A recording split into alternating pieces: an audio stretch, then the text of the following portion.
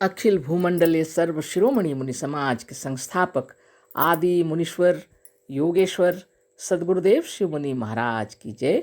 उपस्थित मुनि वृंद, साधु सज्जन वृंद, संत वृंद, साधक वृंद, आध्यात्म ज्ञान के जिज्ञासुओं और प्रेमियों, सभी श्रोता वृंद, आप सबको मेरा कोटिशः नमन।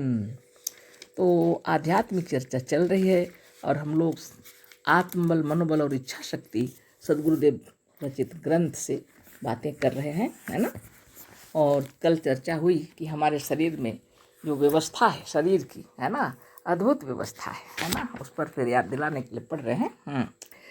किसी फैक्ट्री और मिल में जब काम होता है तो उसमें से कार्बन डाइऑक्साइड गैस निकलती है।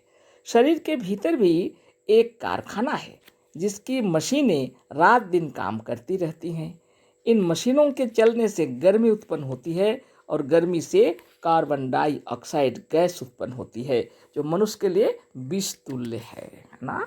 देखिए, श्वास प्रश्वास की बातें गुरुदेव बता रहे हैं। आत्मशक्ति का ऐसा प्रबंध है कि यह कार्बन डाइऑक्साइड गैस शरीर रूपी कारखाने की नाक रूपी चिमनी से श्वास प्रश्वास के साथ निकलता रहता है। अतः यदि हम किसी भी प्रणाली से हठ द्वारा श्वास प्रश्वास को रोक देंगे तो यह विष शरीर में ही रह जाएगा और शरीर में अनेक प्रकार के रोगों को उत्पन्न करेगा। तो कल हम लोग पढ़े थे, आगे देखिए। मुनि समाज की प्राणायाम प्रणाली ऐसी है कि उसमें श्वास को रोकना नहीं पड़ता, श्वास आप से आप रुक जाता है। शरीर के भीतर के सब पुर्जे और शरीर के प्रत्येक अंग अपना अपना काम बंद कर देते हैं। कारखाने का काम बंद हो गया तो चिमनी से धुएं का निकलना भी बंद हो जाएगा। प्राणायाम की इस प्रणाली के अभ्यास से भीतर कार्बन डाइऑक्साइड गैस उत्पन्न ही नहीं होती और श्वास आप से आप रुक जाता है। ये अद्भुत प्रणाली है, सदगुरुदेव सिखलाए हैं और इस पद्धति से ध्यान लगाएंगे ये प्राणायाम के समय में तो धीरे धीरे धीरे धीरे श्वास आप से आप रुक जाता है और भीतर में कार्बन डाइऑक्साइड जितने गैस थे सब बाहर निकल भी जाते हैं और दोबारा फिर वहाँ पर बनता नहीं है। कुछ क्षणों के लिए शरीर निर्मल हो जाता है ना। तो असाध्य बीमारियाँ इससे ठीक होने लगती हैं, सदगुरुदेव जो बतलाए हैं। इसलिए मुनि समाज में जो प्राणायाम की विधि बताई जाती है वो सबसे सहज भी है, सरल भी है और बहुत ही उपयोगी है ना।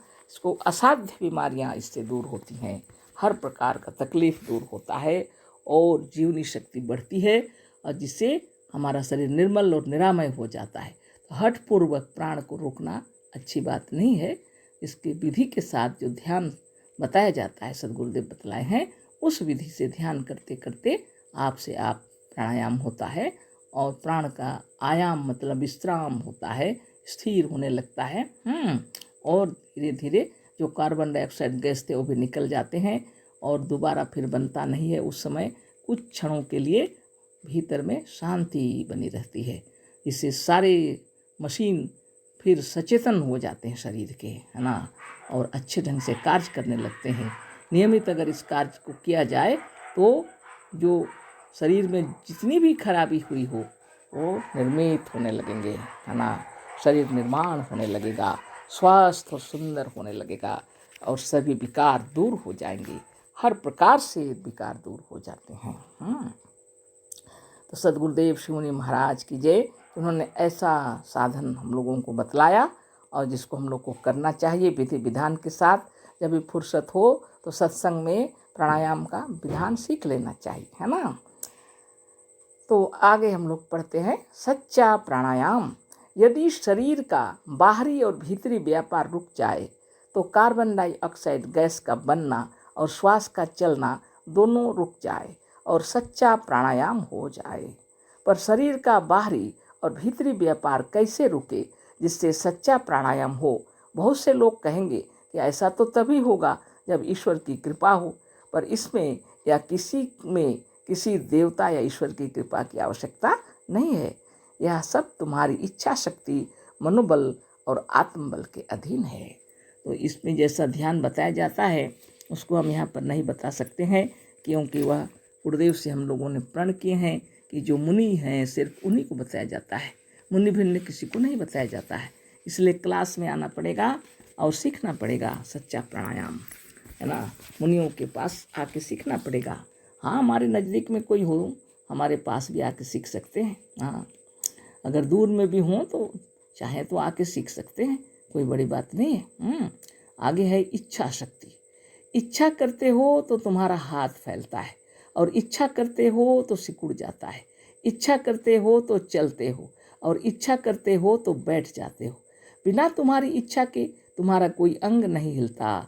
भीतर बाहर सबको हिलाने वाला और सबसे काम लेने वाला तुम्हारा मन है। यदि मन रुक जाए तो सब रुक जाए।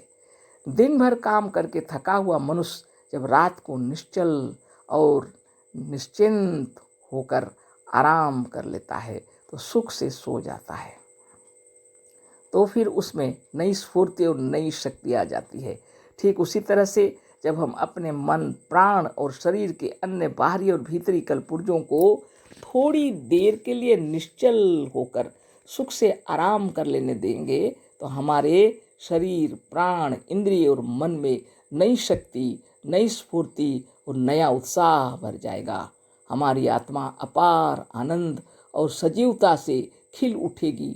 इसी साधन को सच्चा योग और सच्ची समाधि कहते हैं। इसमें मनुष्य बेहोश और जड़ नहीं होता। योग और प्राणायाम का सच्चा साधन इस लेख में बतला दिया गया है। लिखकर योग के विषय में जितना बतलाया जा सकता है बतला दिया है। इस पर भी यदि समझ में ना आवे तो मुनि समाज के किसी हमारे योग्य शिष्य से मुनि समाज का सदस्य होकर सीख लेना चाहिए। बिना मुनि समाज का सदस्य बनाए, बिना अपने सत्संग में सम्मिलित किए इस सच्चे योग और योग व्यायाम को नहीं बताना चाहिए। सत्संग में सम्मिलित होकर जो अन्य मुनियों और साधकों का साधन देखकर और सत्संग के साथ साधन को आरंभ करेगा, उससे कोई साधन बिगड़ नहीं सकता। यथाशक्ति लोगों को इस सच्चे योग की शिक्षा सामने बैठकर पुराने मुनियों से लेनी चाहिए।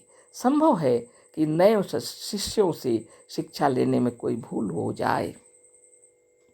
योग में ही नहीं, इस सारे संसार में मन की ही प्रधानता है।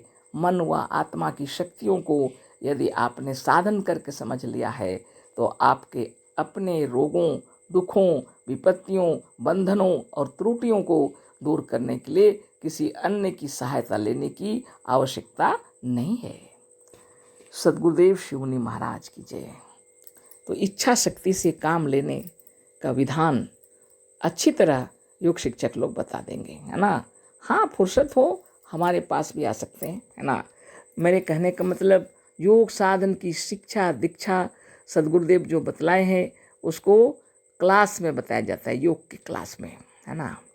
जो भी अनुभूति है अपने हृदय की और जो भी शंका है वो योगी योगाचार्य सबसे बातें करके, है ना, शंका का समाधान कर सकते हैं। लेकिन इतना निश्चित है कि मुनि समाज का जो साधन बतलाया जाता है, चाहे वह प्राणायाम हो, प्रणव हो, या तो चक्रभेदन हो, या बहुत ही उच्च कोटि का है। और इस साधन, ध्यान और तपोबल से अगर आप रहेंगे तो निश्चित रूप से मुनियों की वो वाणी अक्षर अक्षर सत्य है। ना तस्य रोगो न जरा न मृत्यु प्राप्तस्य योगाग्निमयम शरीरम। तो योग अग्नि से प्रदीप्त हो जाएगा आपका शरीर। योग का मतलब सिर्फ शरीर को तोड़ना मरोड़ना नहीं है, उसका मतलब है ध्यान।